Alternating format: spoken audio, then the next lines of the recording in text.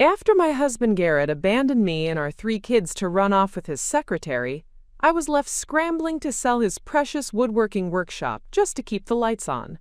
But when I broke into his locked back room, I discovered a hidden fortune in handcrafted masterpieces worth millions, plus evidence of art forgery that would send him to prison while making me richer than I'd ever dreamed. What he didn't know was that my late grandmother had taught me everything about antique appraisal, and by the time he realized what treasures he'd left behind, I was living in a mansion while he faced federal fraud charges. Before we dive back in, let us know in the comments where you're watching from. And if this story resonates with you, don't forget to subscribe, because tomorrow's story is something truly special I can't wait to share. The morning sun streamed through the kitchen windows of our modest 2-story home in Willowbrook Heights, casting long shadows across the breakfast table, where I sat with 3 sets of concerned eyes watching me. My children, 12-year-old Hazel, 10-year-old River, and 8-year-old Phoenix, had stopped asking when Daddy was coming home. It had been 6 weeks since Garrett Thorne, my husband of 15 years, had packed his bags and walked out of our lives without so much as a backward glance. "Mom, are we really going to lose the house?" Hazel asked, her voice small and worried as she stirred her cereal without eating it. The foreclosure notice on the counter seemed to mock us all, a stark reminder of the financial devastation Garrett had left in his wake. I forced a smile, the same one I'd been wearing like armor for weeks. "Not if I can help it, sweetheart. That's why Mommy's going to sell Daddy's workshop today." The workshop. Garrett's pride and joy, his sanctuary where he'd spent countless hours crafting what he called custom furniture for his exclusive clientele. The 40 by 60-foot building behind our house had been off-limits to all of us for years. "Creative space needs boundaries," he'd always said, installing not 1 but 3 different locks on the main door and keeping the keys on a chain around his neck like some kind of medieval guard. Now those keys sat heavy in my palm, recovered from his abandoned dresser drawer along with a note that had shattered what remained of my heart. "Vivian, I found my true calling with Delphine. The workshop and its contents should cover the mortgage for a few months. Don't try to find me." Delphine Carver, his 26-year-old secretary at Thorne & Associates Architecture, had been everything I apparently wasn't: young, childless, and willing to laugh at his jokes about his boring family obligations. The irony wasn't lost on me that an architect specializing in custom homes had walked away from the one he'd built with me. As I walked the children to the school bus stop, my neighbor, elderly Mrs. Pemberton, waved from her garden. "Any word from Garrett, dear?" she called out, her voice dripping with the kind of false sympathy that made my teeth ache. "He's pursuing new opportunities," I replied, the lie bitter on my tongue. Let the neighborhood gossips make of that what they would. After the bus pulled away, I stood in front of the workshop for the first time since Garrett's departure. The building loomed larger than I remembered, its cedar siding weathered gray, and windows tinted so dark they revealed nothing of the interior. A hand-painted sign above the door read, "Thorne Custom Woodworking, established 2015, in elegant script that Garrett had commissioned from a local artist. The first key turned easily in the main lock, but my heart hammered as I approached the entrance. What exactly had my husband been creating in here all these years? I knew he made custom furniture, dining tables, armoires, bookcases, for wealthy clients throughout Millbrook County. The work paid well, supplementing his architectural income enough to afford our comfortable lifestyle. Or so I'd thought before the bills started arriving, and I discovered our savings account held exactly $247. The workshop's main area was exactly what I'd expected. A woodworker's paradise filled with professional-grade tools, lumber stacks organized by wood type, and several pieces in various stages of completion. A gorgeous cherry dining table dominated the center space, its surface smooth as silk under my fingertips. Along the walls, I spotted a mahogany bookcase that belonged in a mansion and an oak armoire that had to be worth thousands. This was promising. Even a conservative estimate put the visible pieces at maybe $50,000, enough to catch up on the mortgage and buy some breathing room while I figured out our next steps. But it was the second door, hidden behind a partition wall and secured with 2 additional locks, that made my pulse quicken. Garrett had never mentioned a back room. In all our years of marriage, through all his enthusiastic descriptions of his latest projects, he'd never once referenced this separate space. The remaining keys felt warm in my palm as I approached the mysterious door. The second lock opened with a soft click, but the third key stuck, fighting me as if the room beyond didn't want to surrender its secrets. Finally, with a grinding protest, the mechanism gave way. I pushed open the door and stepped into darkness, my hand fumbling along the wall until I found a light switch. What I saw when the fluorescent bulbs flickered to life made me gasp and stumble backward. The hidden room was 3 times larger than the main workshop, and it was filled with the most exquisite pieces of furniture I'd ever seen. Not just furniture, art. Museum-quality pieces that belonged in the homes of millionaires or the galleries of New York City. An intricate Chinese screen that had to be centuries old. A writing desk that looked suspiciously like something from the court of Louis XVI. A collection of oil paintings in ornate frames lining the walls. But it was the workstation in the corner that made my blood run cold. Bottles of aging solution, staining compounds, and what appeared to be documentation tools.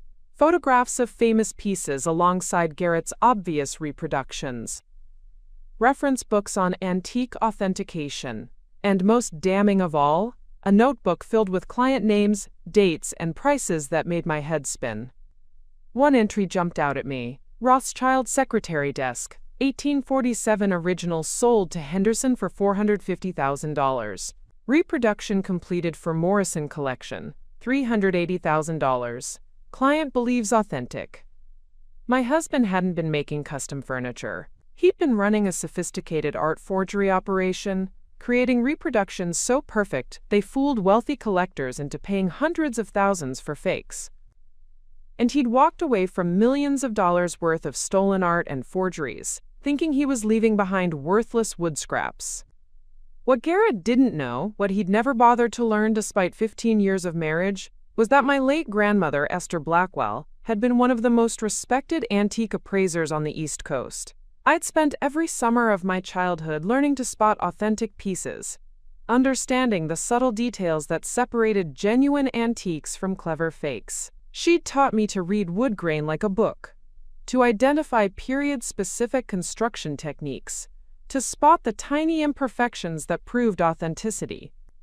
Standing in that hidden room, surrounded by millions in stolen art and perfect forgeries, I realized that my cheating, abandoning husband had just handed me the keys to a fortune he didn't even know he possessed.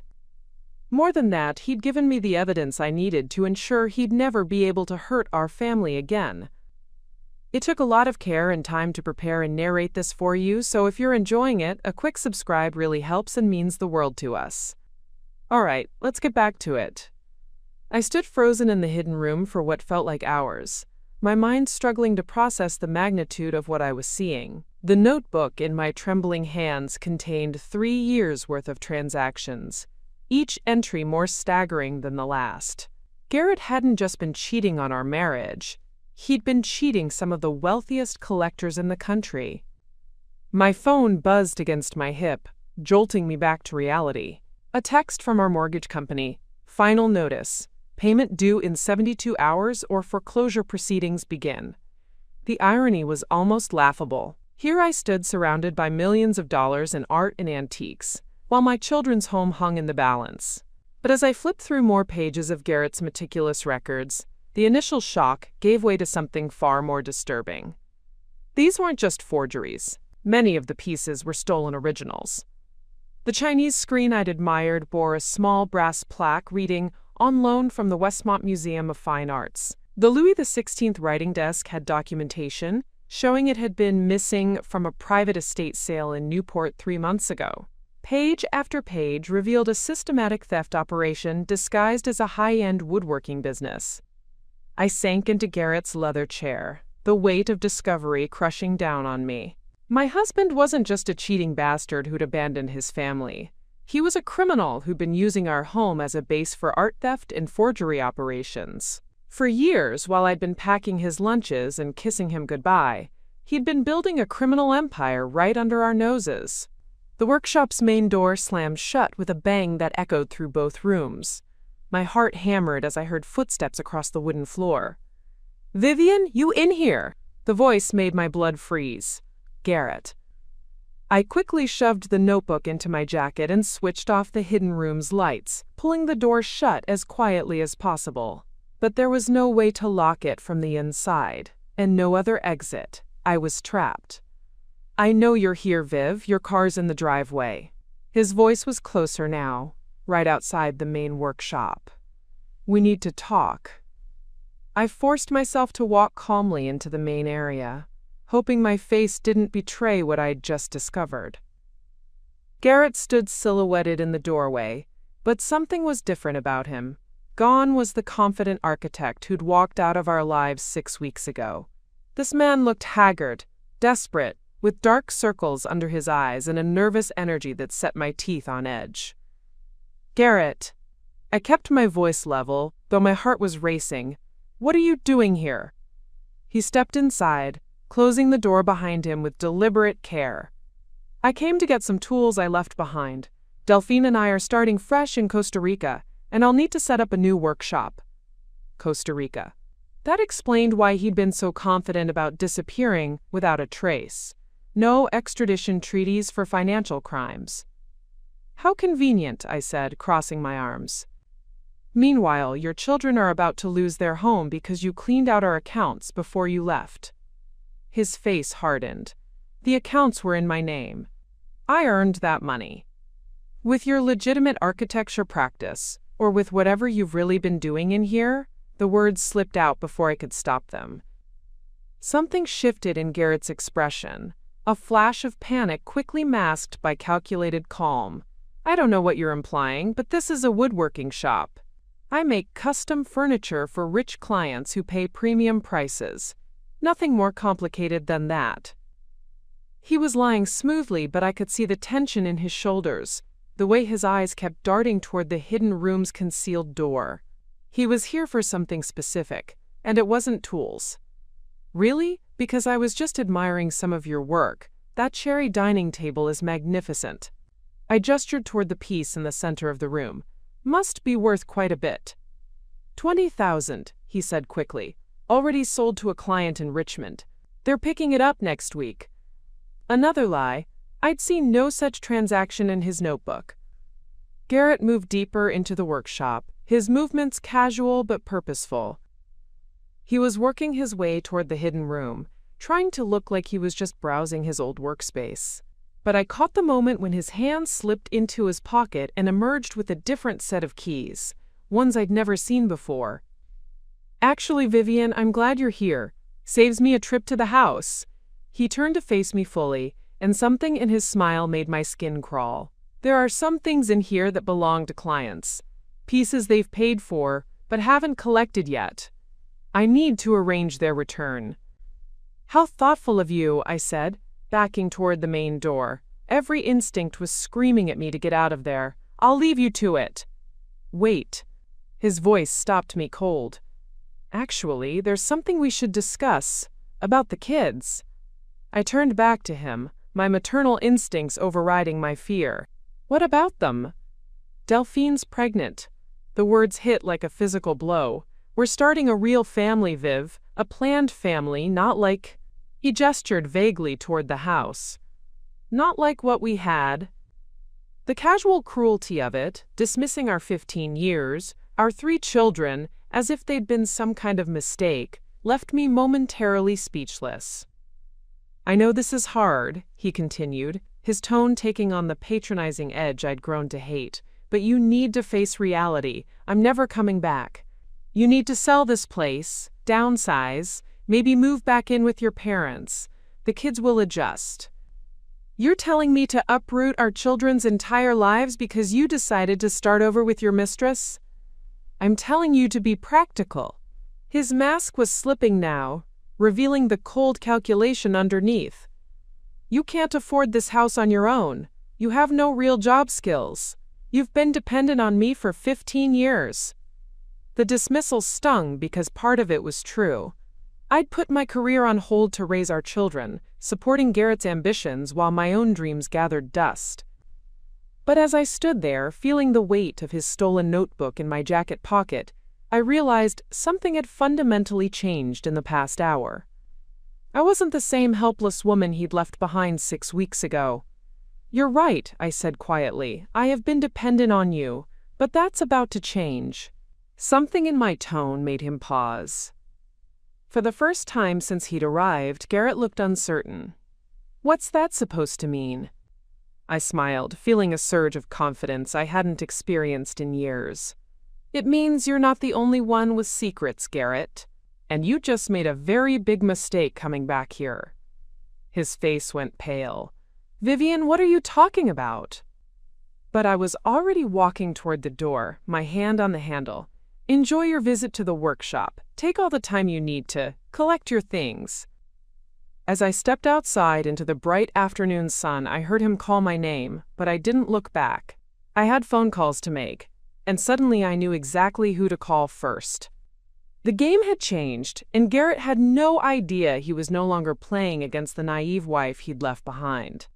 My hands shook as I unlocked the back door to our house, the weight of Garrett's criminal notebook burning against my ribs where I'd hidden it inside my jacket.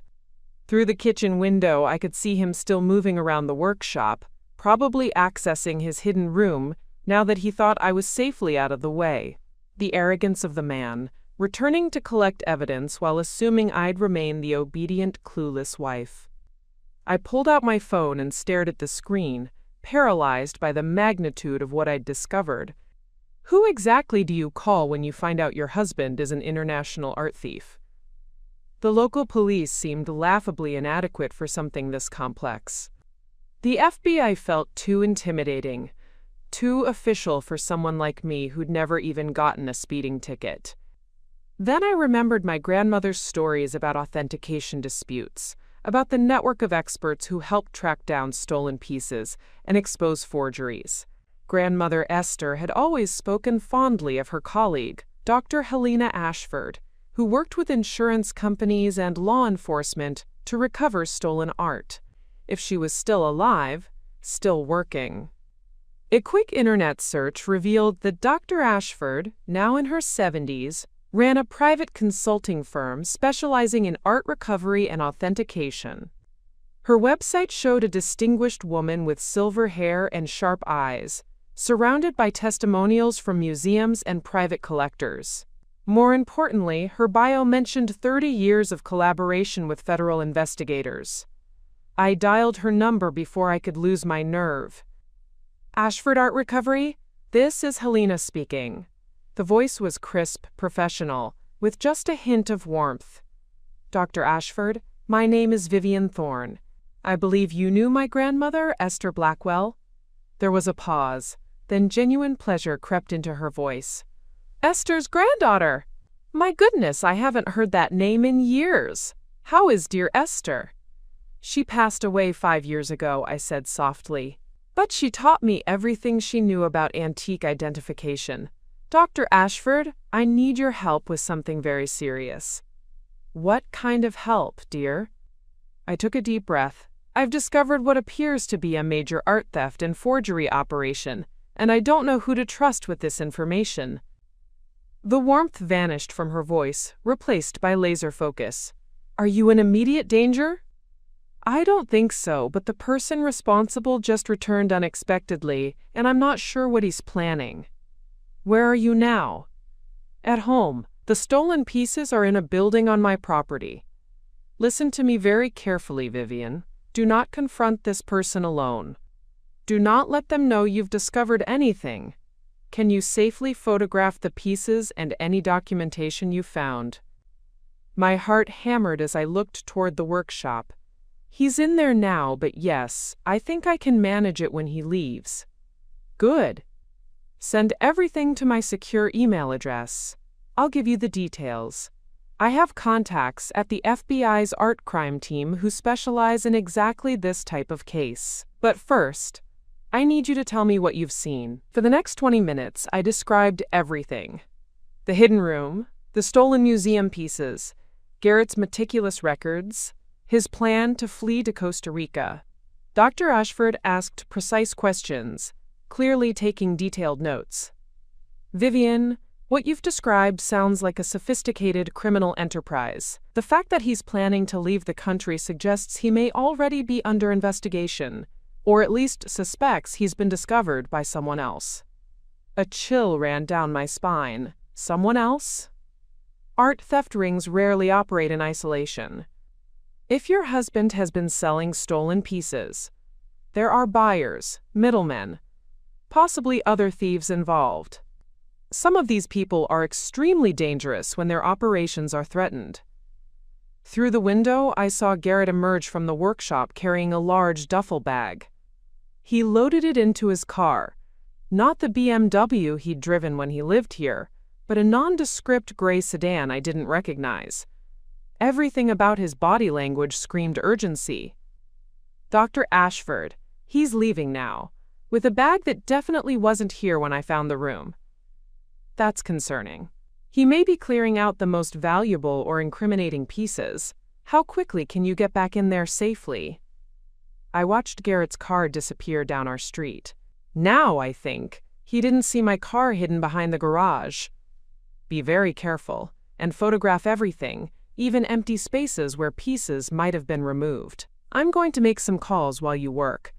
Check your email in 2 hours. I'll have instructions and contact information for the federal agents who need to see this. After hanging up, I sat in my kitchen for a moment, trying to process how dramatically my life had changed in a single afternoon. This morning I'd been a desperate single mother facing foreclosure.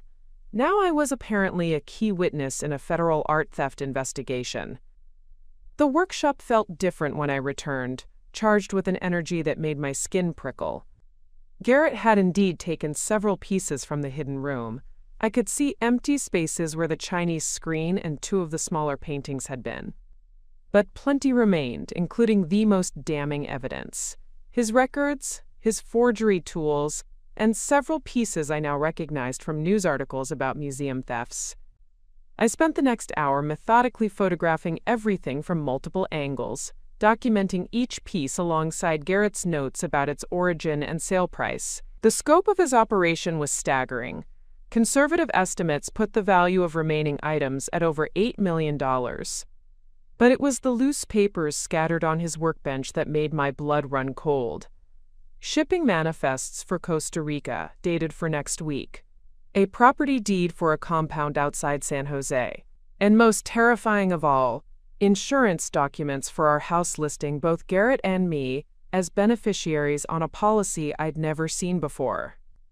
$1 million life insurance policy, taken out just 6 months ago. My phone buzzed with a text from an unknown number. "Stay away from the workshop until I return. Some very dangerous people are looking for those pieces, and they won't care that you're innocent. This is for your protection and the kids. Don't make me regret trying to keep you safe, G." The patronizing tone couldn't hide the threat underneath. Garrett wasn't just a thief. He was involved with people dangerous enough to make him genuinely afraid, and somehow I'd stumbled into the middle of it. I quickly finished photographing the remaining evidence and locked up the workshop, my hands trembling as I secured each lock. Back in the house, I sent everything to Dr. Ashford's email address, along with photos of Garrett's threatening text. Her response came within minutes. "Federal agents will contact you within the hour.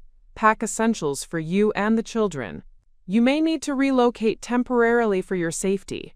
This is bigger than we initially thought." As I climbed the stairs to pack bags for my children, I realized that discovering Garrett's crimes had solved one problem, our financial crisis, while creating a much more dangerous one. The workshop full of stolen art could indeed save our home, but it might also get us killed. The afternoon sun was setting through Hazel's bedroom window as I folded her clothes into a suitcase, and I wondered if we'd ever sleep in this house again. The black SUV pulled into my driveway exactly 1 hour after Dr. Ashford's email, just as my children were getting off the school bus. I watched from the kitchen window as two people in dark suits emerged. A tall woman with auburn hair pulled back severely and a shorter man with kind eyes behind wire-rimmed glasses. They looked exactly like what I'd expected FBI agents to look like, which was somehow both reassuring and terrifying. "Mom, who are those people?" Hazel asked, dropping her backpack by the door as she peered out the window. "Some people who need to talk to Mommy about Daddy's work," I said, hoping my voice sounded calmer than I felt. "Why don't you three go upstairs and start on homework? I'll bring snacks up in a few minutes." The doorbell rang before I could prepare myself further. Through the peephole, the woman held up an official-looking badge. "Mrs. Thorne? I'm Special Agent Carmen Rodriguez, FBI Art Crime Team. This is Agent Michael Chen. Dr. Ashford said you have information about stolen artwork." I opened the door, noting how Agent Rodriguez's sharp eyes immediately scanned the interior of our home while Agent Chen smiled warmly, clearly designated as the friendly face of their partnership. "Please come in. The children are upstairs doing homework." We settled in the living room, and I was struck by how surreal it felt to be discussing federal crimes in the same space where we'd had countless family movie nights. Agent Chen pulled out a tablet while Agent Rodriguez opened a leather portfolio. "Mrs. Thorne," Agent Rodriguez began, her voice professional but not unkind, "Dr. Ashford shared the photographs you sent. What you've documented appears to be connected to several ongoing investigations. We need to understand the full scope of what your husband has been doing." "How long has he been operating this business?" Agent Chen asked, his tone gentler. "I honestly don't know. I discovered the hidden room for the first time today." The admission made me feel naive, but both agents nodded without judgment. "That's actually not uncommon," Agent Rodriguez said. "Successful art thieves often maintain completely separate lives. Their families rarely know anything about their criminal activities." Agent Chen showed me his tablet screen, which displayed a series of photographs. "Can you identify any of these pieces from what you saw today?" My heart sank as I recognized several items immediately. That Monet sketch, it was hanging in the back corner of the hidden room, and that bronze sculpture, it was on the shelf near his workstation. The Monet was reported stolen from a private collector in Boston 8 months ago, Agent Rodriguez said grimly. The bronze disappeared from a gallery in Philadelphia last year. "Mrs. Thorne, your husband isn't just creating forgeries. He's part of a theft ring that's been operating across multiple states." Agent Chen leaned forward. "The good news is that your cooperation could help us recover millions of dollars in stolen art and shut down this entire operation. The challenging news is that these organizations don't typically allow people to just walk away." "What does that mean for my family?" I asked, though I was afraid I already knew the answer. "It means you and your children may be in danger," Agent Rodriguez said bluntly. "Art theft at this level involves serious criminals. When operations start unraveling, they sometimes eliminate loose ends." As if summoned by my worst fears, my phone buzzed with another text from Garrett. "I hope you haven't done anything stupid, Viv. The people I work with don't forgive mistakes, and they consider family members part of the business. Keep quiet and keep safe." I showed the message to both agents, watching their expressions harden. "We need to move quickly," Agent Rodriguez said, pulling out her own phone. "I'm calling for a protection detail. Mrs. Thorne, how soon can you and the children be ready to leave?" "Leave? For how long?" "That depends on how cooperative your husband decides to be and how quickly we can roll up his associates," Agent Chen explained. "Could be days, could be weeks." The reality hit me like a physical blow. Not only had Garrett destroyed our marriage and abandoned his children, but his crimes were now forcing us from our home entirely. The injustice of it made my hands clench into fists. "There's something else," I said, remembering the insurance documents I'd photographed. "I found a life insurance policy on me that I never signed. $1 million, taken out 6 months ago." Both agents exchanged a look that made my stomach drop. "Mrs. Thorne," Agent Rodriguez said carefully, "we need to see that documentation immediately. and we need to accelerate our timeline significantly. As Agent Chen called for additional backup, I heard footsteps on the stairs. River appeared in the doorway, his young face scrunched with worry. "Mom, are we in trouble? I heard you talking about leaving." Before I could answer, Agent Rodriguez's phone rang. She answered tersely, walking toward the window as she spoke in low, urgent tones. When she returned, her expression was grim. "Mrs. Thorne, we need to move now. Our surveillance team just spotted 2 unknown vehicles conducting reconnaissance of your neighborhood. They're not law enforcement." The calm professionalism I'd been maintaining shattered. "You mean they're here, watching my house?" "It appears so. Agent Chen is coordinating immediate extraction. Can you get your children and essentials packed in under 10 minutes? I nodded, running toward the stairs on shaking legs. In the hallway above, all 3 of my children stood clustered together, having obviously heard more than I'd intended. "Are we going on a trip?" Phoenix asked, his 8-year-old mind trying to process the tension he could feel but not understand. "A short one, baby," I said, pulling him into a hug while motioning for Hazel and River to follow me to their rooms. "Remember those suitcases I packed earlier? We're gonna need them now." Hazel, always too perceptive for her own good, grabbed my arm. "Mom, this is about Dad, isn't it? About why he really left?" Looking into my 12-year-old daughter's eyes, I realized I couldn't protect her from the truth much longer. But I could protect her from the immediate danger. "Yes, sweetheart, but right now the most important thing is keeping our family safe. Can you help me get your brothers ready?" As we threw final items into bags, I heard Agent Rodriguez coordinating with what sounded like multiple law enforcement units.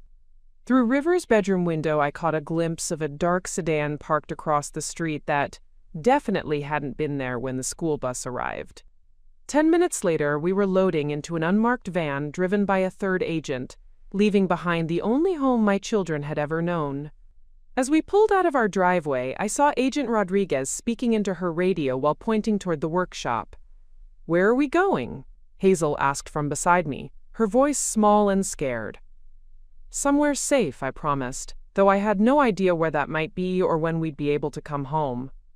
Looking back at our house as we drove away, I realized that Garrett's betrayal had cost us far more than our marriage and financial security. It had cost us our entire life. But as I held my children close in the back of that government van, I also felt something unexpected stirring beneath the fear. Determination. Garrett thought he could use us as leverage, threaten us to keep us quiet. He was about to learn that the woman he'd underestimated for 15 years was done being a victim.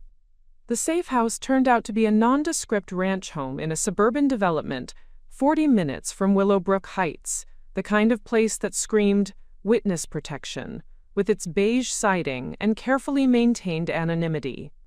Agent Chen had assured us it was temporary, but as I tucked my children into unfamiliar beds that first night, I wondered what temporary meant when your husband was connected to international art thieves. The next morning brought a revelation that changed everything. I was sitting at the kitchen table nursing my 3rd cup of coffee while Agent Rodriguez reviewed security protocols with me, when my phone rang. The number was local but unfamiliar. "Mrs. Thorne, this is Janet Whitmore from Whitmore Estate Services. I handle liquidations for high-end properties. I believe I may have information relevant to your situation."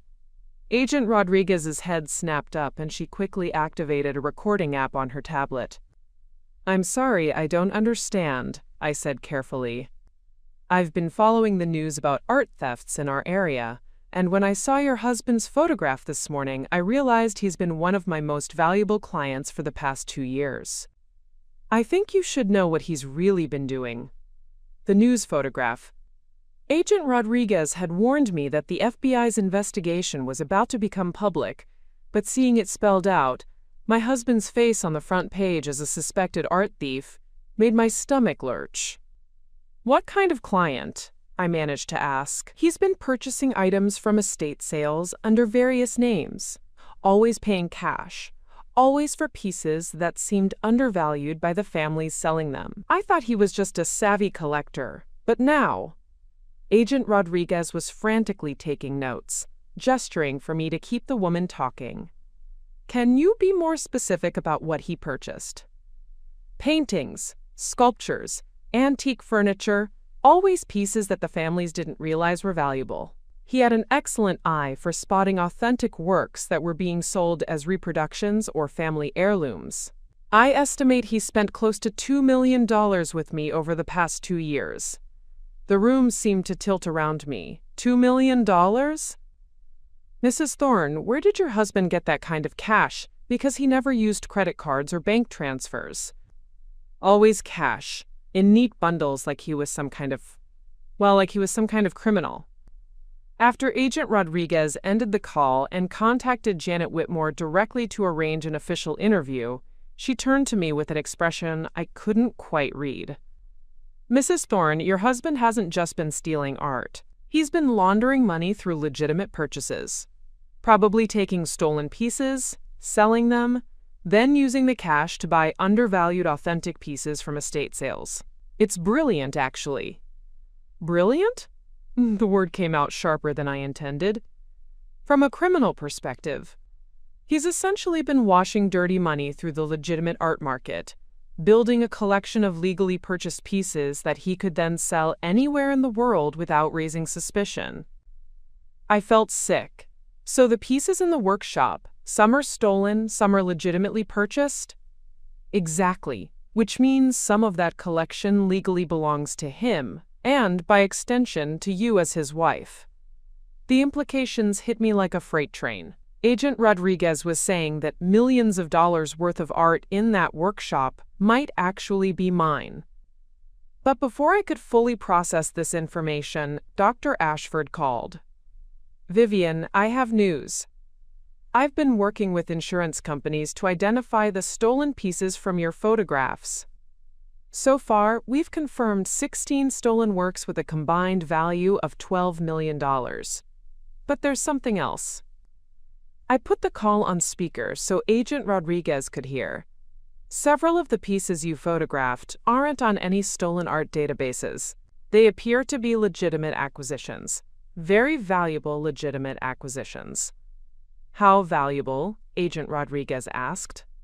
Conservatively? $8 to $10 million. And if they were purchased legally, they belong to the purchaser. Agent Rodriguez leaned back in her chair, running her hands through her hair. Mrs. Thorne, your husband may have inadvertently made you a very wealthy woman. That afternoon, while my children played video games in the safe house living room, trying to pretend this was all just an extended sleepover, Agent Rodriguez explained the legal complexities of my situation. The stolen pieces will be returned to their rightful owners, obviously, but the legitimately purchased works are a different matter. Even if Garrett used criminal proceeds to buy them, the sellers acted in good faith. Those transactions are likely valid. So I could actually keep some of the art? It's possible, but there's a complication. There was always a complication. Your husband's associates don't know which pieces are legitimately purchased and which are stolen. To them, you're sitting on millions of dollars worth of their stolen goods. They're not going to distinguish between what's legally yours and what belongs to them. That evening, as I helped Phoenix with his homework while trying to maintain some semblance of normalcy, my phone buzzed with a call from an unknown international number.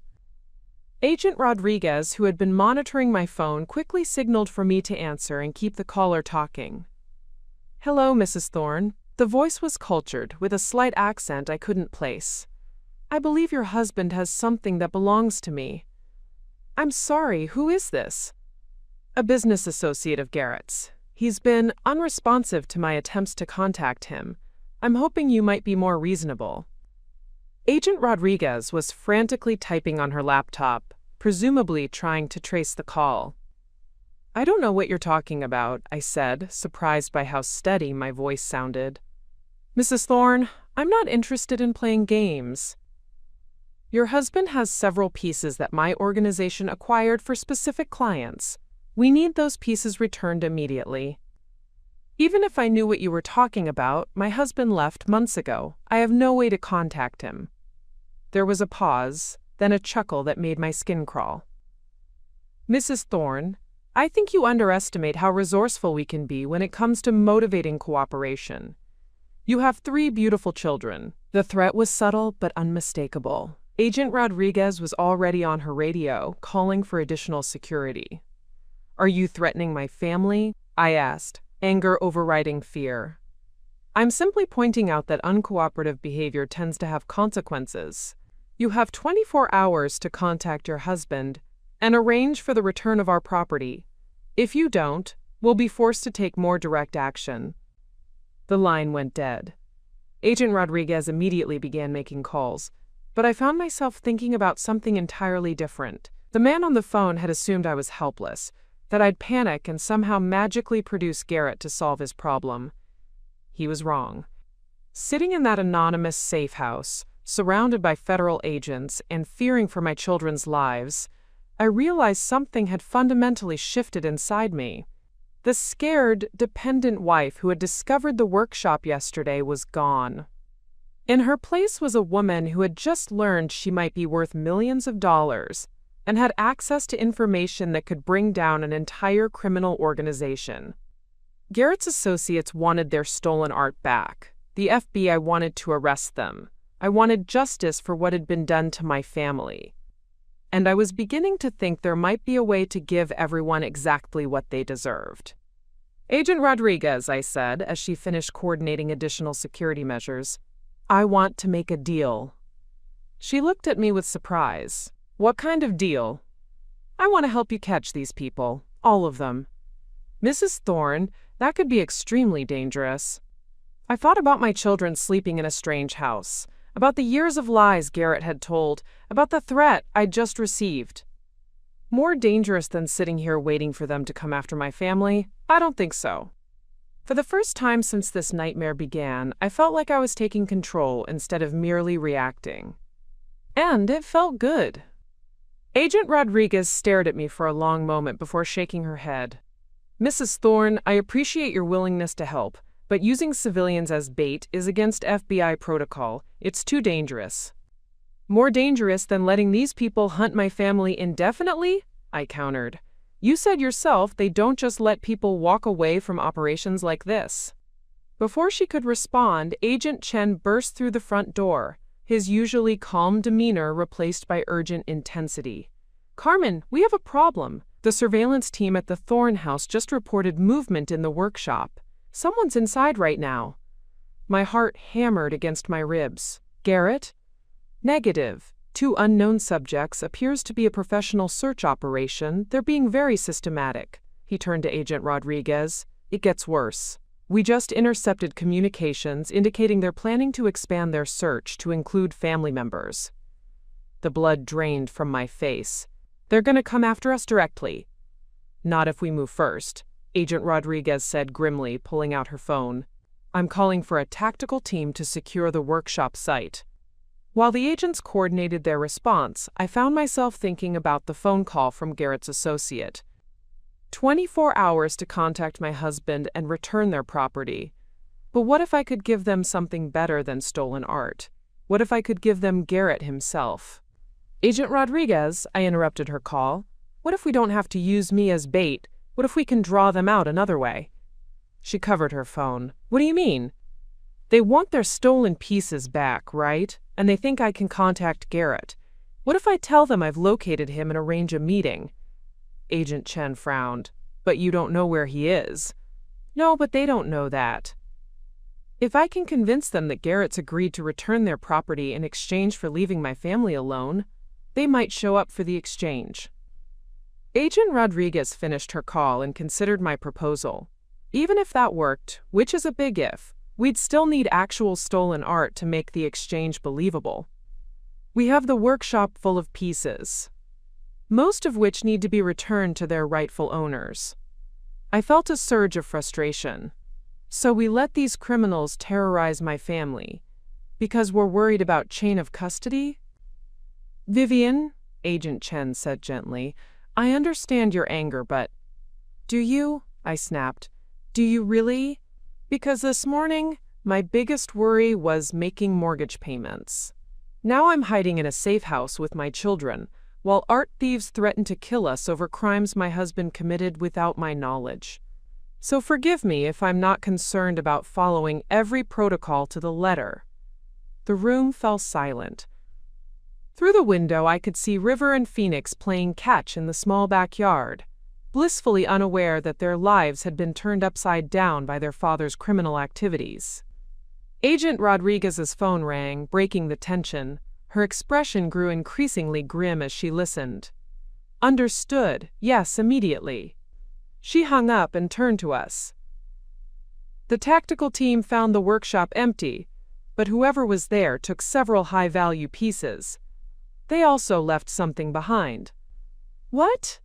A message, spray-painted on the wall, "We know where you are." My legs felt weak. They know about the safe house? We don't think so, but we can't take that chance. We're moving you to a secondary location within the hour. As if the universe was determined to pile crisis upon crisis, my phone rang. Dr. Ashford's name appeared on the screen. "Vivian, thank God I reached you. I have critical information about your husband's operation." I put the call on speaker, watching both agents lean forward intently. "I've been working with international colleagues to trace the provenance of some pieces from your photographs. What we've discovered is extensive." "How extensive?" Agent Rodriguez asked. "This operation spans at least 6 countries and involves some of the most sophisticated art thieves in the world. Your husband wasn't just a thief, Vivian. He was a coordinator, managing stolen pieces through a network that includes galleries, auction houses, and private collectors. The scope of it was staggering. How long has this been going on?" "Based on what we've uncovered, at least 8 years, possibly longer." 8 years. River would have been 2 years old when this started. Phoenix wasn't even born yet. Garrett had been building a criminal empire while I was changing diapers and planning birthday parties. "There's more," Dr. Ashford continued. "Several of the legitimate purchases your husband made, the ones that might legally belong to you, are incredibly significant. I've identified a Degas sketch worth at least $3 million and a Ming Dynasty vase that could be worth $5 million. Agent Chen whistled softly. "Mrs. Thorne, if those pieces were purchased legally, I could be worth $8 million, I finished, the number so large it felt meaningless." "But there's a complication," Dr. Ashford added. "Some of those legitimate purchases may not be legitimate after all. I found evidence that several estate sales your husband bought from had pieces that were actually stolen from other collections years earlier.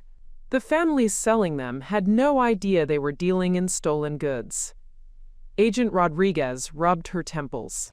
"So even the supposedly legal pieces could be evidence in other theft cases." "Exactly. This investigation could take years to fully unravel." After Dr. Ashford hung up, I found myself laughing, not from humor, but from the sheer absurdity of my situation. So let me understand this correctly. My husband abandoned me and our children to run off with his pregnant mistress, leaving behind evidence of an international art theft operation.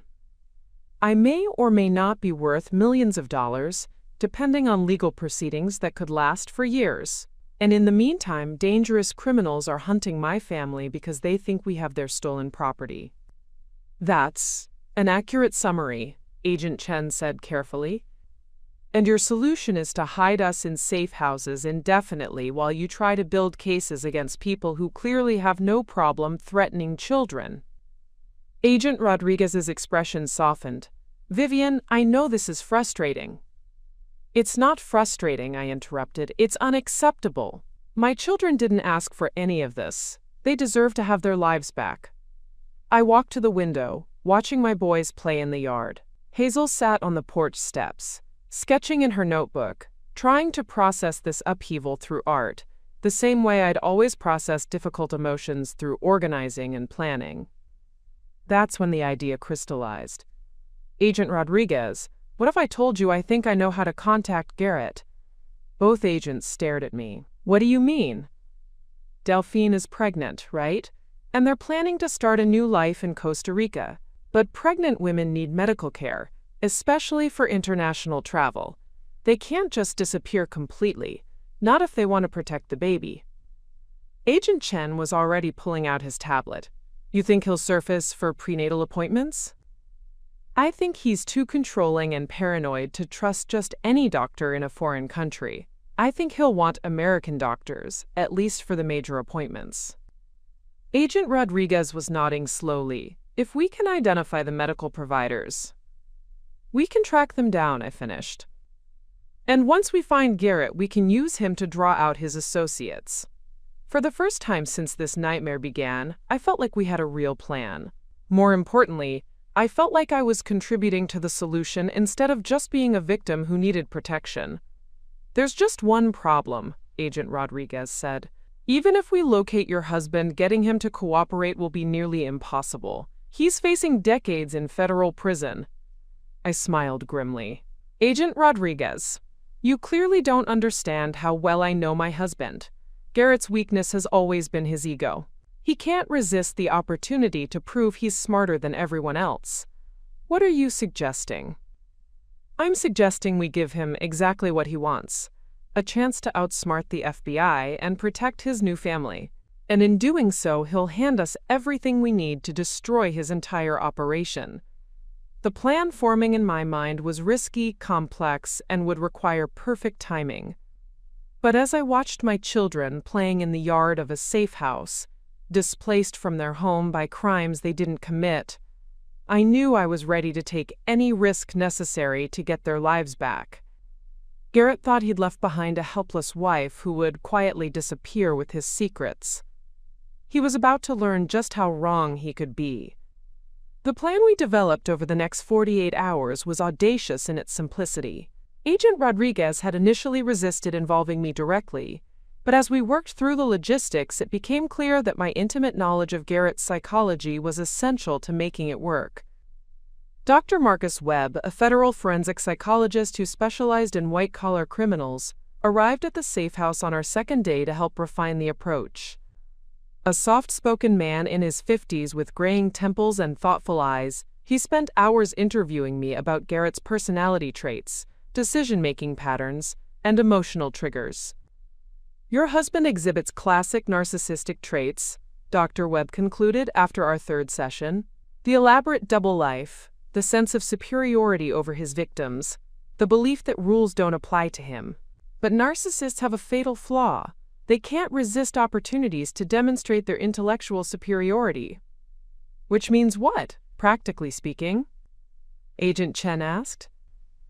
It means if we present him with a scenario where he believes he can outsmart federal law enforcement while protecting his new family, his ego won't let him refuse the challenge. While the psychological profile was being developed, Agent Rodriguez's team had been working the medical angle. It took 36 hours, but they finally located Dr. Patricia Sandoval, an obstetrician in Miami who specialized in high-risk pregnancies for international patients. Delphine Carver is scheduled for an appointment next Tuesday, Agent Rodriguez informed us during our morning briefing. Advanced ultrasound and genetic testing. The appointment was made 3 weeks ago using a credit card registered to a shell company we've connected to your husband's operation. I felt a mix of vindication and revulsion. Even in his new life, Garrett couldn't resist using criminal proceeds for personal expenses. More importantly, Agent Chen added, the appointment is scheduled for 2 p.m., and they've requested a private consultation room, perfect for our purposes. The plan was elegant in its deception. I would call the number that had threatened me, claiming that I'd finally contacted Garrett and convinced him to negotiate. He was willing to return the stolen pieces in exchange for a guarantee that his new family would be left alone. The meeting would be set for Tuesday afternoon at a warehouse in Fort Lauderdale, exactly when Garrett would actually be 30 miles away at a doctor's appointment. When Garrett's associates arrived for the fake exchange, they'd find FBI agents instead of stolen art. Simultaneously, Garrett would be arrested at the medical office. Faced with federal charges and the knowledge that his criminal partners had been captured, He'd hopefully be motivated to cooperate in exchange for a reduced sentence and protection for Delphine and their unborn child. The key, Dr. Webb emphasized, is making Garrett believe that cooperation is his idea, not ours. He needs to feel like he's orchestrating a brilliant solution that protects his new family, while screwing over partners who were planning to betray him anyway. That's where my role became crucial. I would be the one to approach Garrett after his arrest, not as a vengeful ex-wife, but as someone offering him a way to salvage something from the wreckage of his criminal empire. Sunday evening, I made the call to Garrett's associate from a secure FBI line that would appear to originate from a burner phone. "I was expecting to hear from you sooner," the cultured voice said when he answered. "It took time to locate my husband," I replied, proud of how steady my voice sounded. "He's been difficult to convince." "And now?" "He's agreed to return your property, but he has conditions." There was a pause. "What kind of conditions?" "He wants guarantees that his new family will be left alone, completely alone, forever." "That can be arranged, assuming the merchandise is returned in good condition." "It is, but he wants to handle the exchange personally. Tuesday afternoon, 2 p.m., at the Meridian Warehouse Complex in Fort Lauderdale, Building C, Bay 7. Another pause, longer this time. "Mrs. Thorne, if this is some kind of trap..." "What possible trap could I set? I'm a suburban housewife hiding in witness protection. I just want my children to be safe." "Very well, Tuesday at 2 p.m., and Mrs. Thorne, if your husband isn't there with our property, the consequences will be severe." After I hung up, Agent Rodriguez nodded approvingly. "Well done. You sounded genuinely nervous." "I was genuinely nervous," I admitted. "What if this doesn't work?" "Then we adapt," she said simply. "But I think it will work. The psychology is sound, and we'll have every angle covered." Monday passed in a blur of final preparations. The children were moved to yet another safe house with a full protection detail, though I told them it was just an extra precaution, while Mommy helped the police with some paperwork. Hazel was too perceptive to fully believe the explanation, but she helped keep her brothers distracted. Tuesday morning arrived gray and humid, typical Florida weather that matched my mood. At 10 a.m., I was fitted with a concealed recording device and given a final briefing on my role in Garrett's interrogation. "Remember," Dr. Webb coached, "you're not there for revenge or closure. You're there to present him with a logical solution to his problems. He needs to believe that cooperating with us serves his own interests." "What if he refuses to see me?" "He won't," the psychologist said confidently. "His narcissism won't let him pass up the opportunity to gloat about his new life and superior intelligence."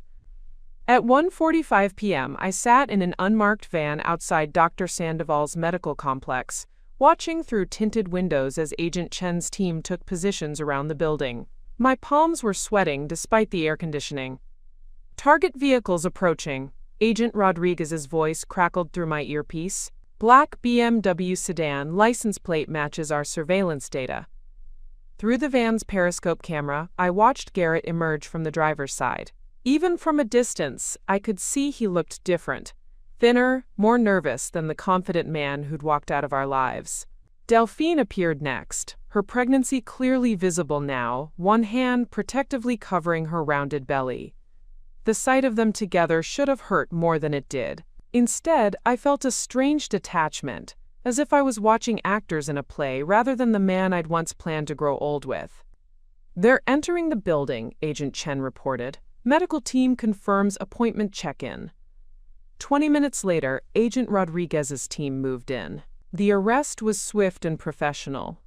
Garrett was taken into custody in the medical office parking garage, away from other patients and Delphine, who was temporarily detained for questioning but not arrested. "Phase 1 complete," Agent Rodriguez's voice announced. "Warehouse team reports targets arriving on schedule." I closed my eyes, knowing that 30 miles away, Garrett's criminal associates were walking into an FBI trap. By the time they realized there was no exchange meeting, they'd be surrounded. "Mrs. Thorne," Agent Chen said gently, Are you ready for phase 2? I opened my eyes and nodded. It was time to face my husband for the first time since he'd walked out on our family, time to convince him that his best option, his only option, was complete cooperation with the investigation that would bring down his entire criminal network. As we drove toward the federal detention facility where Garrett was being held, I rehearsed the approach Dr. Webb had coached me on. I wasn't going in as his abandoned wife seeking justice. I was going in as the mother of his children, offering him a chance to protect his new family while salvaging something from the wreckage of his choices. The irony wasn't lost on me that I was about to save the man who'd tried to destroy my life. But sometimes, the best revenge is success. And I was finally ready to succeed on my own terms. The federal detention facility looked exactly like what it was, a fortress of concrete and steel designed to contain people who had made enemies of the United States government. As Agent Chen escorted me through multiple security checkpoints, each more intimidating than the last, I found myself thinking about how dramatically the power dynamic had shifted since Garrett's threatening text just days ago. The interview room was sterile and windowless, furnished with nothing but a metal table and 4 chairs bolted to the floor. I sat across from where Garrett would sit, Agent Rodriguez positioned behind me where he could see her but I couldn't, maintaining the illusion that this was my initiative rather than an FBI operation. When the door opened and Garrett shuffled in wearing an orange jumpsuit and shackles, I barely recognized him. The confident architect who had once commanded respect in boardrooms and dominated our household had been replaced by a haggard man whose hands shook slightly as he sat down. "Hello, Garrett," I said quietly, keeping my voice neutral despite the surge of conflicting emotions seeing him triggered. He stared at me for a long moment before speaking. "They said you wanted to see me. I have to admit, I'm surprised." His voice carried the same patronizing tone I remembered, but it lacked its former conviction. "I'm sure you are, but we need to talk about our children's future." "Our children?" He laughed bitterly. "Vivian, I made my position clear when I left. I'm starting a new family now, a planned family." The casual dismissal of Hazel, River, and Phoenix made my jaw clench, but I forced myself to remain calm. Dr. Webb had warned me that Garrett would try to provoke an emotional reaction to regain some sense of control. "I'm aware of your new situation," I said evenly. "Congratulations on the pregnancy, by the way. How is Delphine handling federal detention?" For the first time, cracks appeared in his facade. "She's not under arrest. She's innocent in all this." "Is she? Because the FBI seems to think otherwise. Something about money laundering through art purchases, using criminal proceeds to fund prenatal care, conspiracy charges." "Delphine doesn't know anything about my business operations," Garrett snapped. "She's just guilty of falling in love with the wrong man." I leaned forward slightly. "Then we want the same thing, protecting an innocent woman and her unborn child from the consequences of your choices." He studied my face suspiciously. "What are you talking about?"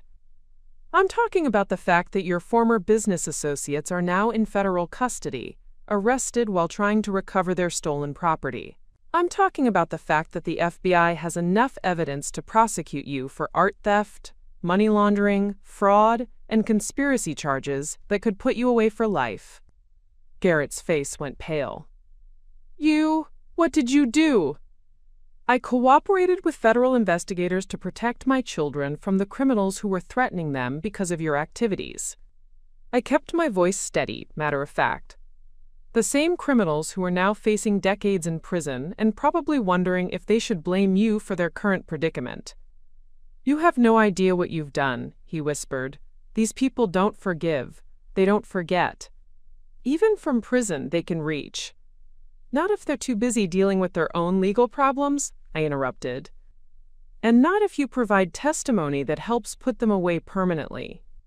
Agent Rodriguez had coached me on this moment, the pivot where I stopped delivering bad news and started offering solutions. "Garrett, you're looking at multiple life sentences unless you cooperate. But cooperation could mean the difference between dying in federal prison and actually having a chance to be a father to your new child." He stared at me, calculating. What kind of cooperation? Complete cooperation. Names, financial records, detailed information about every theft, every forgery, every transaction. Everything the FBI needs to dismantle the entire operation. And in exchange? Witness protection for you and Delphine, reduced sentences. A chance for your child to grow up with a father, even if that father is a convicted felon. Garrett leaned back in his chair, his expression cycling through anger, fear, and what might have been relief. Why would you help me, after everything I've done? This was the crucial moment Dr. Webb had prepared me for, the question that would determine whether Garrett accepted the deal or tried to fight the charges. Because despite everything you've done to me, to our children, I'm not vindictive enough to want your new baby to grow up without a father. I paused, letting that sink in.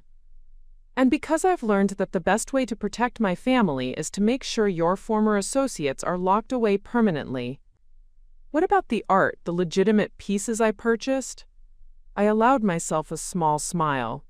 That's being sorted out through the courts. Some pieces will be returned to their rightful owners. Others?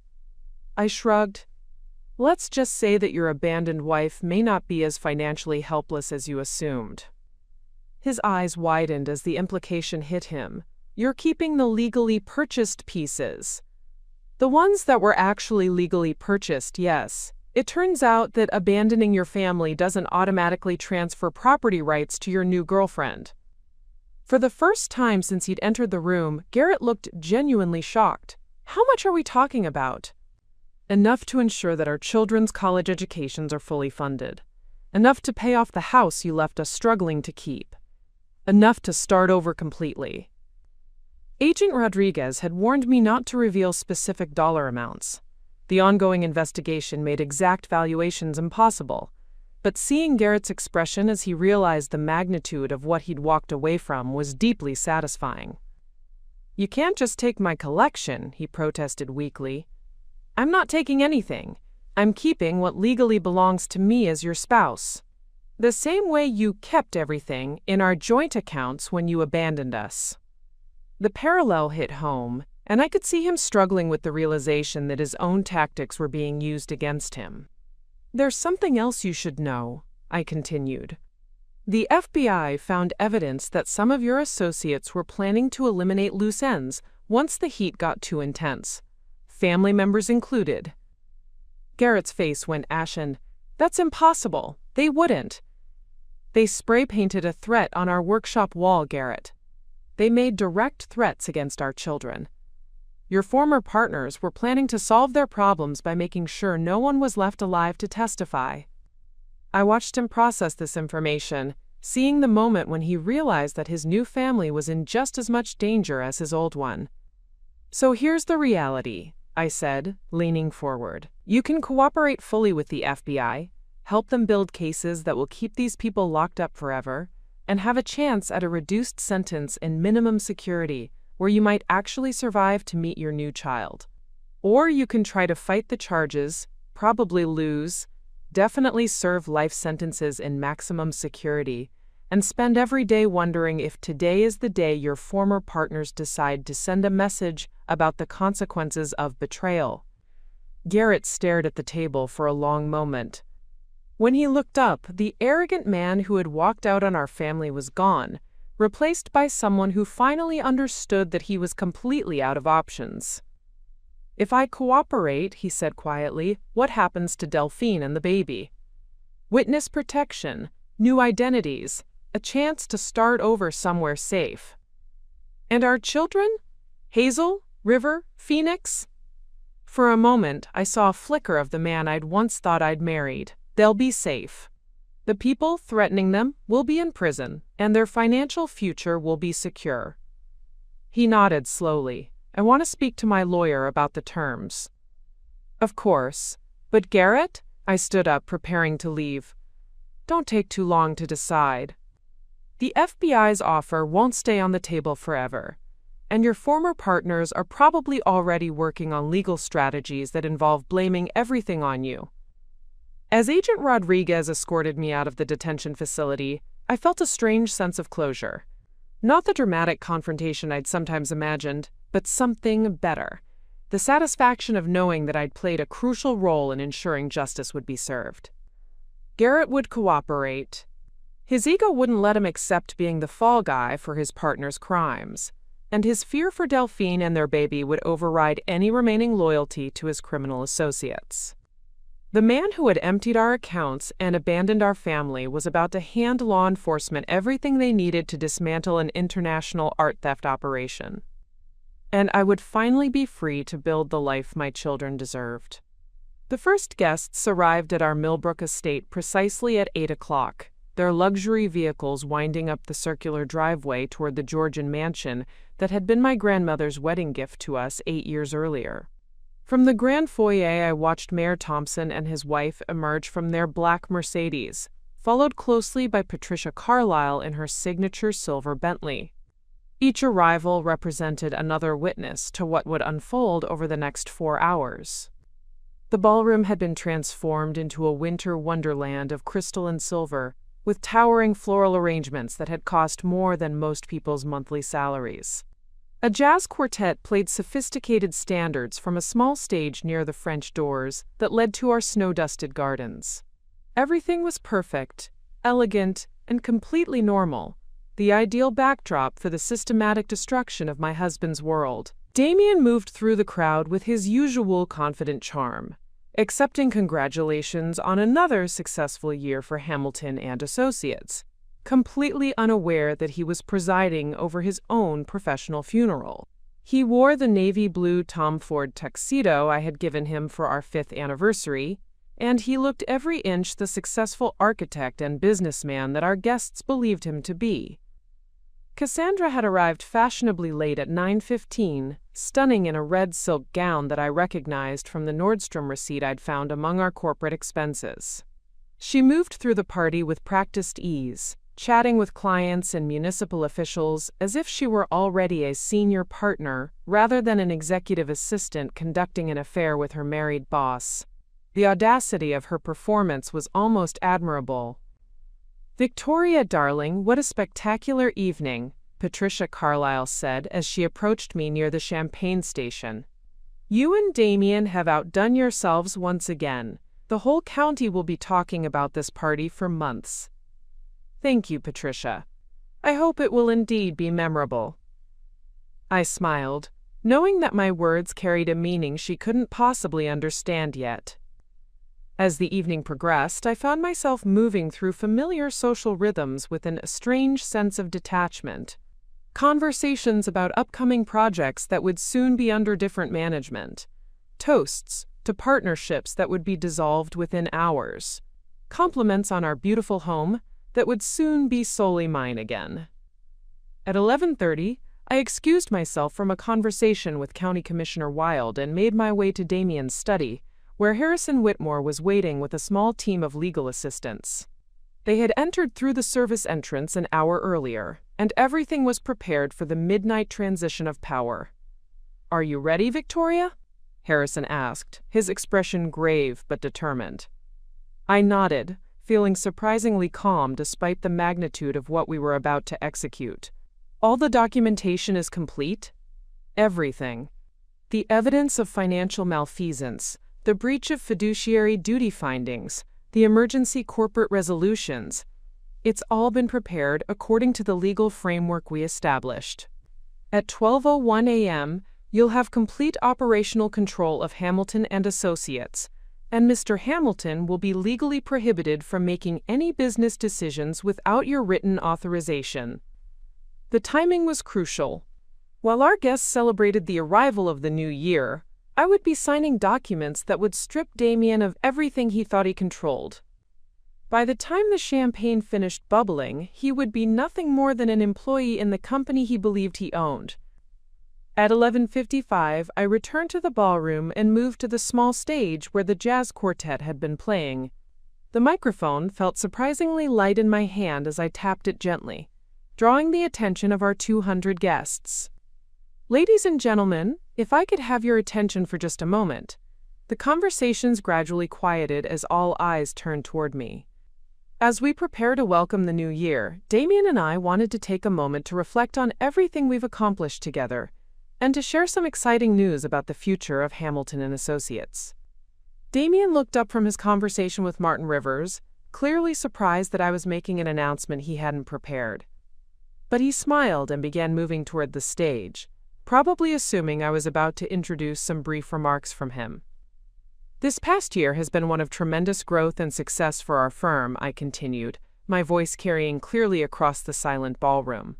We've completed projects worth over $100 million, expanded our client base, and strengthened our position as the premier architectural firm in the region. Polite applause rippled through the crowd. Patricia Carlisle beamed approvingly, clearly expecting standard corporate celebration rhetoric. But as we look toward the future, it's important to acknowledge that success requires constant evolution and sometimes difficult decisions. I paused, watching Damien's expression shift from confidence to confusion, as he realized this wasn't the speech he had expected.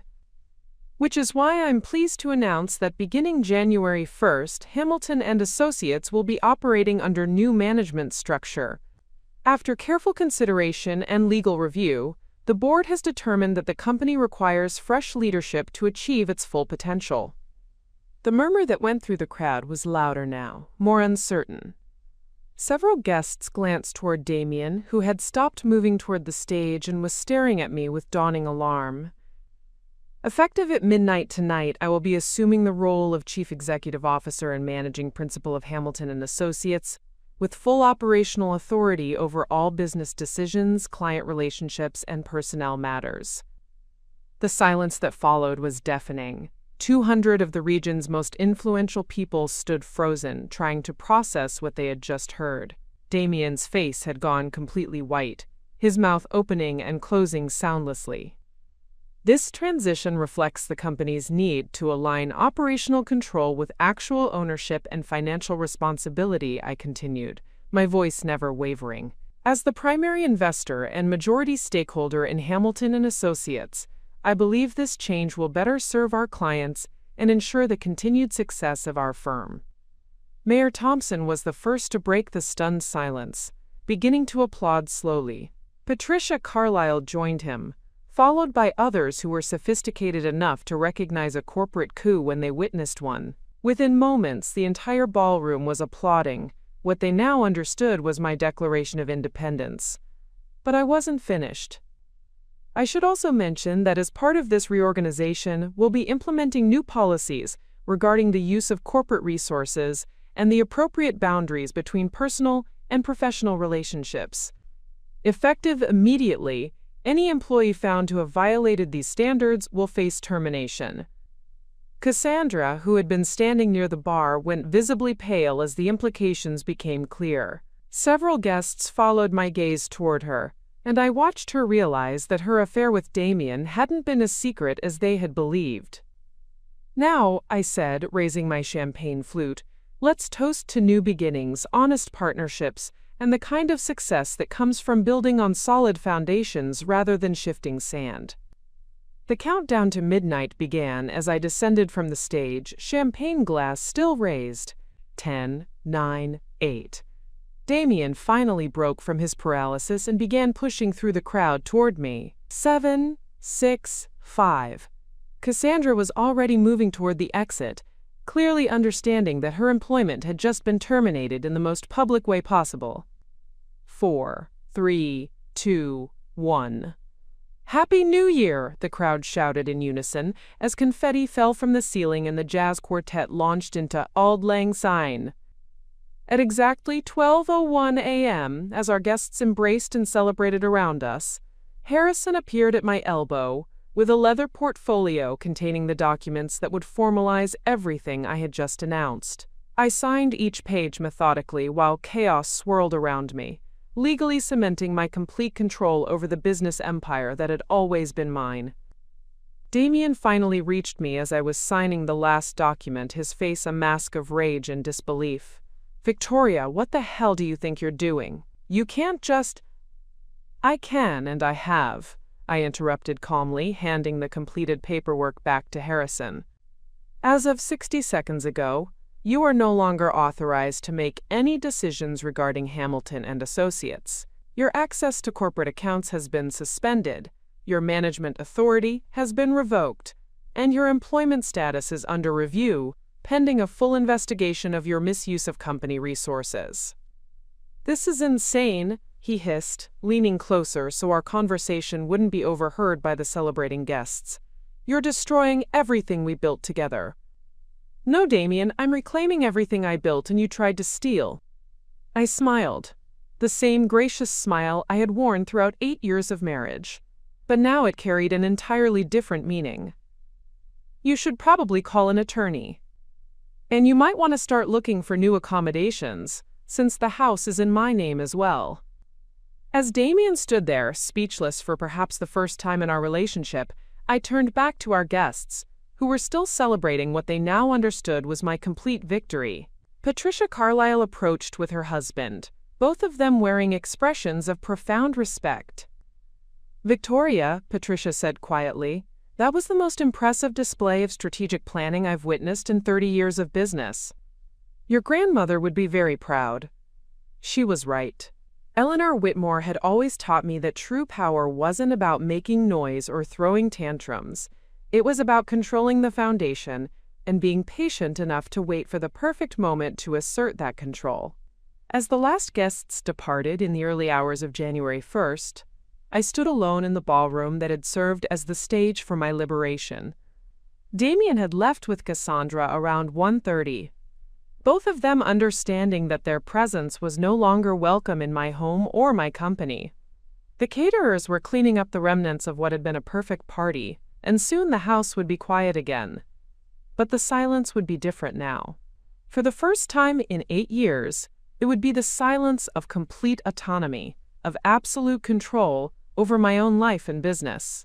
No more lies, no more manipulation, no more gradual erosion of my authority and self-worth. I had celebrated the new year by claiming everything that was rightfully mine, and tomorrow I would begin building something even better on the foundation I had finally learned to protect. The game was over, and I had won everything. 2 months later, I stood in the grand foyer of Whitmore Estate Auctions, watching potential buyers examine a carefully curated selection of artwork that had once filled Garrett's hidden workshop. The irony wasn't lost on me that I was now legitimately selling art in the same building where my husband had purchased pieces with criminal proceeds years earlier. The bidding for Lot 17, the Degas preparatory sketch, will begin at $2 million, the auctioneer announced from the podium. I watched from the back of the room as paddles rose around the elegant auction hall, driving the price higher with each bid. Janet Whitmore stood beside me, her expression one of professional satisfaction mixed with personal vindication. "I have to admit, Mrs. Thorne, when you first approached me about consigning these pieces, I was skeptical. But your authentication documentation is flawless." The documentation had been crucial. After months of legal proceedings, forensic analysis, and investigation by international art experts, 7 pieces from Garrett's collection had been definitively proven to be legitimately purchased with legally obtained funds.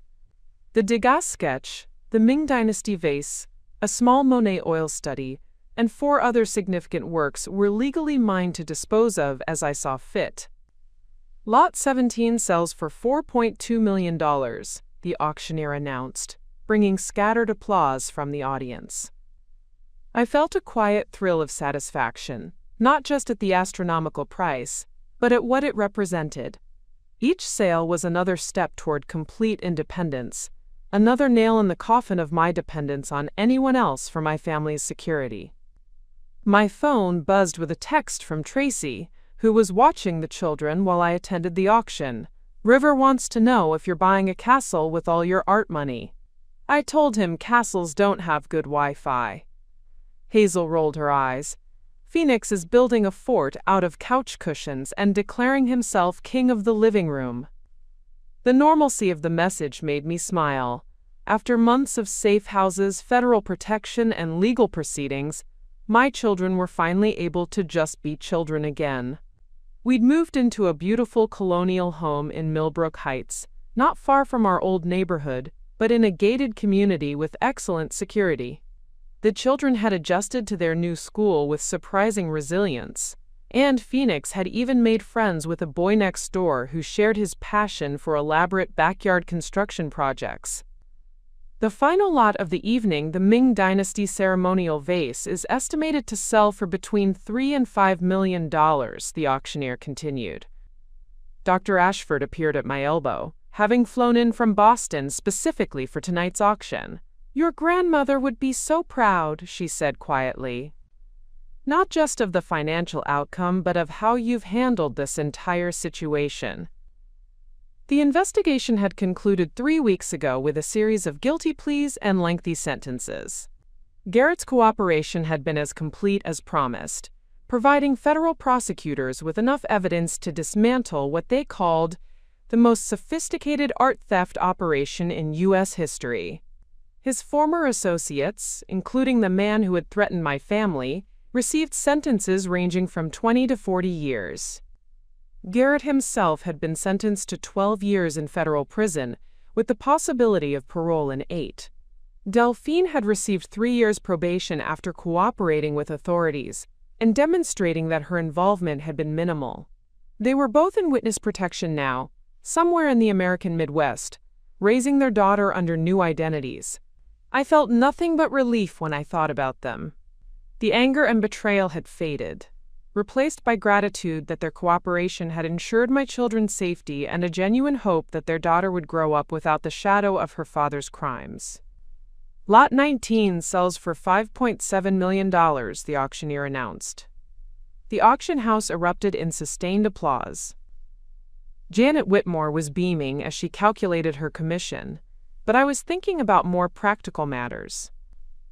The proceeds from tonight's auction, combined with the insurance settlements and the legitimate assets I had retained, would total just over $15 million. $15 million that Garrett had unknowingly provided through his criminal enterprise, money that would now fund college educations, charitable giving, and a level of financial security my children would never have to worry about losing. But more importantly, it represented something that couldn't be quantified in dollars. Proof that I was capable of protecting my family, of making complex decisions under pressure, of rebuilding from complete devastation. As the auction concluded and buyers began collecting their purchases, Agent Rodriguez approached me with a warm smile. She'd become more than just a federal agent over the past months. She'd become a friend, someone who understood what it meant to fight for justice in a world that didn't always reward good intentions. "How does it feel?" she asked, gesturing toward the auction hall where millions of dollars had just changed hands. "Surreal," I admitted. 6 months ago, I was facing foreclosure and wondering how to pay for groceries. Tonight, I just watched strangers bid millions of dollars for art that was hidden in my backyard. "Any regrets about not keeping some of the pieces?" I shook my head. The art was never really mine. It was part of Garrett's world, part of a life built on lies and crime. I'd rather have the money and know it came from legitimate sales to people who will properly appreciate what they've purchased. As we walked toward the exit, Dr. Ashford fell into step beside us. "There's something I've been meaning to ask you, Vivian. Have you given any thought to what comes next? Beyond the immediate security concerns, I mean." The question had been weighing on me for weeks.